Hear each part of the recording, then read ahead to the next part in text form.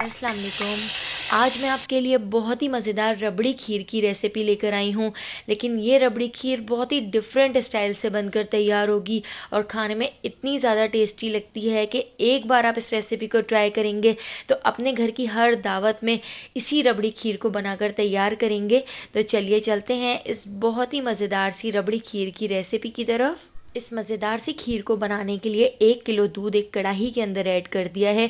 ये दूध पहले से उबला हुआ है, लेकिन बस हम इसको गर्म कर लेते हैं। तो कढ़ाई के अंदर दूध जब तक गर्म हो रहा है, इतनी देर हम काउंटर की तरफ आ जाते हैं। तो यहाँ पर मैंने 4 छोटी ब्रेड के स्लाइस ले लिए हैं। तो इन ब्रेड के स्लाइस को हम तोड़ लेते हैं। तो इस तरह से इसके छोटे छोटे से पीसेस कर लेंगे। और हम इस रबड़ी खीर में ये कॉर्नर भी ऐड करेंगे, इनको भी हम ज़ाया नहीं करेंगे, इससे भी बहुत ही अच्छा सा कलर आ जाएगा। तो इनका हम ब्रेड क्रम्स बना लेते हैं। तो 4 ब्रेड स्लाइस के हम ब्रेड क्रम्स बनाकर तैयार कर लेते हैं। तो इनको मैंने एक मिक्सर ग्राइंडर में ऐड कर दिया है। इनको पीस कर बारीक पाउडर बना लेते हैं।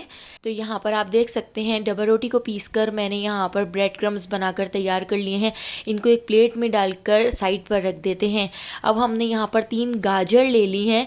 तो हम इस रबड़ी खीर के अंदर गाजर भी ऐड करेंगे, इससे इसका कलर बहुत ही अच्छा आएगा और बहुत ही मज़ेदार सी रबड़ी खीर बनकर तैयार होगी। तो अभी गाजरों का मौसम भी है और ये रबड़ी खीर बहुत ही डिफरेंट स्टाइल से बनकर तैयार होगी। तो इसलिए हमने इसमें 3 गाजर ऐड करनी है। तो 3 दरमियाने साइज़ की गाजरों को इस तरह से 1-1 इंच के फासले से कट कर लेते हैं ताकि इनको पीसने में आसानी हो। तो इस तरह से देखिए हमने गाजरों को कट कर लिया है। अब इन गाजरों को हम एक ब्लेंडर जग के अंदर ऐड कर देते हैं। ब्लेंडर जग के अंदर ऐड करके इसके अंदर हम आधा ग्लास पानी ऐड कर देंगे और पानी ऐड करके इसको हम पीस लेते हैं, बिल्कुल बारीक पेस्ट बना लेंगे। तो देखिए यहाँ पे हमने इन गाजरों का इस तरह से पीस कर बारीक पेस्ट बनाकर तैयार कर लिया है। तो इसको भी पीस कर हम साइड पर रख देते हैं। अब हम दूध चेक कर लेते हैं। तो देखिए दूध को भी तकरीबन बॉयल आ चुका है। अब हम इसके अंदर ऐड कर देते हैं चीनी।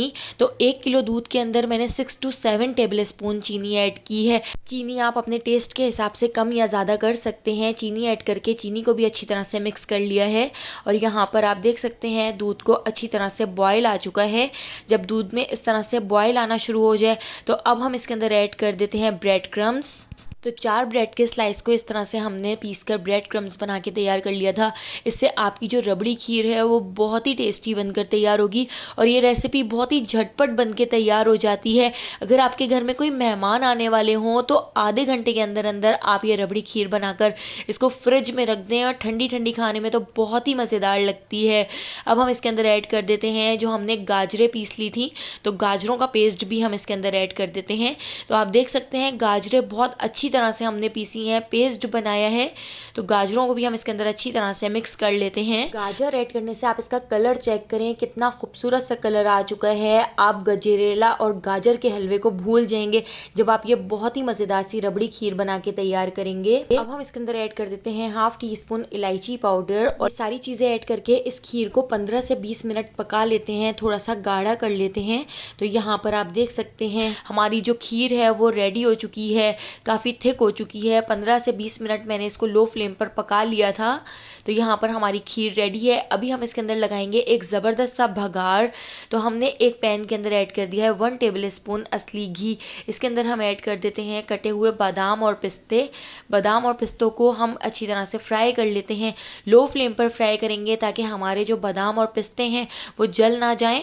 जब आप इस भगार को ऐड करके और इस खीर को बना के तैयार करेंगे तो यकीन कीजिए आपके घर में ये खीर सब मांग मांग के खाएंगे और आपकी तारीफ़ें करते जाएंगे। इतनी सौंधी सौंधी सी खुशबू आती है कि पूरे घर में इसकी खुशबू फैल जाती है। तो हमने इसके ऊपर भगार लगाकर इसको अच्छी तरह से मिक्स कर लिया है। तो यहाँ पे हमारी बहुत ही मज़ेदार सी खीर तैयार है। इसको मिट्टी की हांडी में निकाल लेते हैं, इससे इसका जो फ्लेवर है और ज़्यादा मज़ेदार आ जाता है। इसको हम पिस्तों से गार्निश कर लेते हैं और कुछ मेरे पास रोज़ पेटल्स थे तो रोज़ पेटल्स से मैं इसको गार्निश कर लूँगी। आप जिस तरह भी इसको गार्निश करना चाहें आप कर सकते हैं। बादाम, काजू, अखरोट, जो भी आपके पास ड्राई फ्रूट हो आप उससे इसको गार्निश कर सकते हैं। तो यहाँ पे हमारी बहुत ही मज़ेदार सी खीर बनकर तैयार हो गई है। इसको 2 घंटे के लिए मैंने फ्रिज में रख दिया था। ठंडी ठंडी खाने में बहुत ज़्यादा टेस्टी लगती है। रेसिपी पसंद आई हो तो लाइक, शेयर और सब्सक्राइब करना बिल्कुल भी मत भूलिएगा और बेल आइकॉन के नोटिफिकेशन को ज़रूर ऑन ऑन कीजिएगा, क्योंकि डेली मैं बहुत ही मज़ेदार सी रेसिपीज़ आपके लिए लेकर आती हूँ। तो उन सारी रेसिपीज़ का नोटिफिकेशन आपको फ़ौरन मिल सकेगा। तो आने वाली वीडियो तक मुझे दीजिए इजाज़त। अल्लाह हाफ़िज़।